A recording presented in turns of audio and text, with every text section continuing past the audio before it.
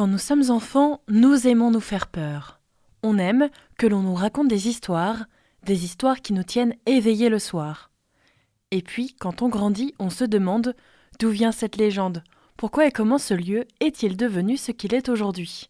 Dans ce nouvel épisode, nous allons nous intéresser à un cas de hantise survenu sur un campus universitaire dans les années 80. Bienvenue dans Phénomène, sur Westrack Radio, votre émission qui décortique les mystères et événements les plus intrigants de notre civilisation.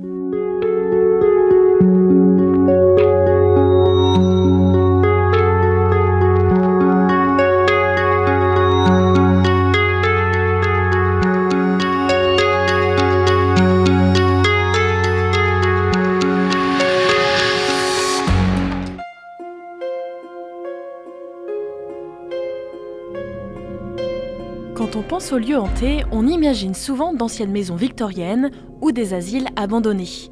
Mais parfois, le surnaturel s'infiltre dans des endroits ordinaires.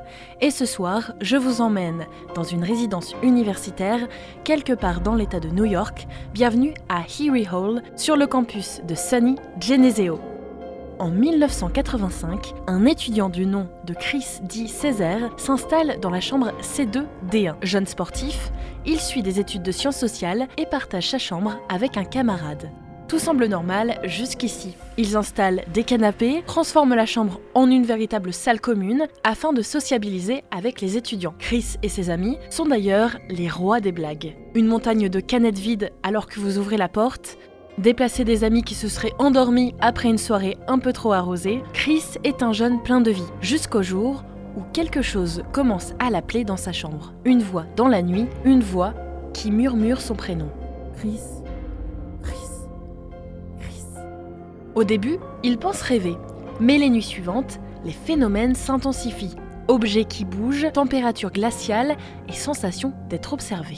Alors, il voit un homme pâle, aux yeux vides, et Chris le surnomme Tommy. Chris n'est d'ailleurs pas le seul à le voir. Il en parle des amis et son colocataire, son voisin et même un professeur. Tous rapportent en effet des manifestations suspicieuses dans le couloir de Hiry Hall.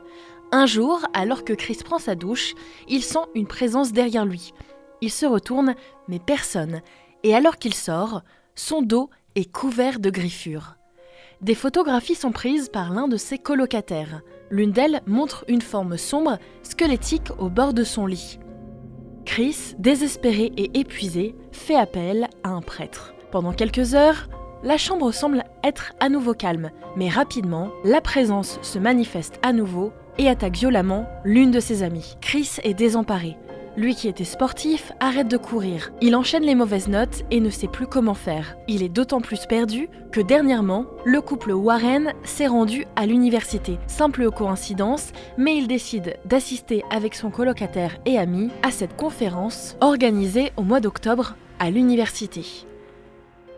Alors que les étudiants se rendent auprès de Lauren et Ed Warren pour les remercier de la conférence, Chris tend la main à Lauren qui refuse de la serrer. Cela est pour Chris une validation que tout ce qui lui arrive est bien du domaine du paranormal. Il décide alors d'enquêter sur l'entité, celle qu'il appelle Tommy et qui torture chacune de ses nuits. Chris, un soir, va même jusqu'à appeler son père en pleurs et lui demande de venir le chercher. Alors, son père passe une nuit dans sa chambre, personne plutôt pragmatique, il tente de le rassurer, mais affirme lui-même plus tard avoir ressenti une présence. Et puis, Chris fait le lien avec le fait qu'il est souvent en forêt pour ses courses. Il découvre alors une tombe sur laquelle est noté le nom de Thomas. Thomas, après une prise de contact, s'avère être un soldat qui aurait emmené son équipe à la perte lors d'un combat avec des indigènes avant la création des États-Unis d'Amérique. Mort de peur et plein de regrets, l'esprit de Thomas, entrait donc encore cette forêt. Quelque chose, un jour, lors du passage de Chris, aurait réanimé son esprit et c'est pour cette raison qu'il s'accrocherait à Chris. Après plusieurs contacts, Chris réussit à ordonner à Thomas de le quitter et de partir vers la lumière. Des années plus tard, Chris D. Césaire raconte son histoire dans des conférences. La plateforme de streaming Netflix lui a même consacré plusieurs épisodes dans la série documentaire Hantise.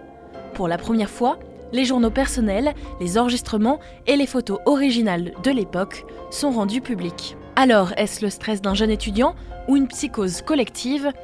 Je vous laisse découvrir l'intégralité du reportage avec le témoignage de Chris directement sur la plateforme Netflix.